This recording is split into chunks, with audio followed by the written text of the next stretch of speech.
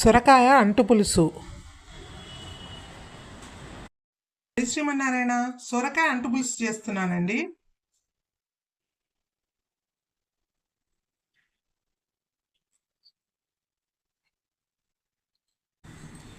మెంతులు, జీలకర్ర, ఎండుమిరపకాయలు, పసుపు, మిరపకాయలు, ఉల్లిపాయలు,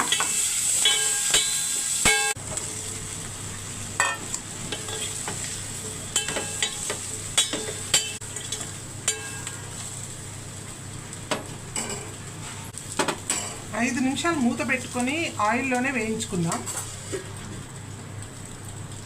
ముక్కలు వేగిపోయాయి. ఇప్పుడు పులుసు వేసుకున్నాను.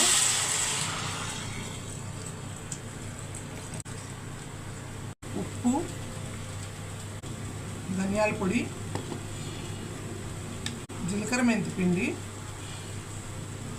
నువ్వుల పొడి,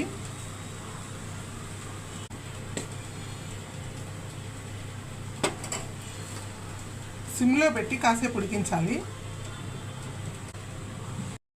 1½ స్పూన్ శనగపిండి కలుపుతున్నానండి. నీళ్లు పోసి కలిపి దాంట్లో వేస్తాం.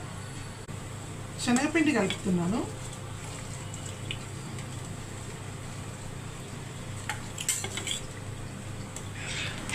సొరకాయ అంటు పులుసు రెడీ అండి. జై శ్రీమన్నారాయణ.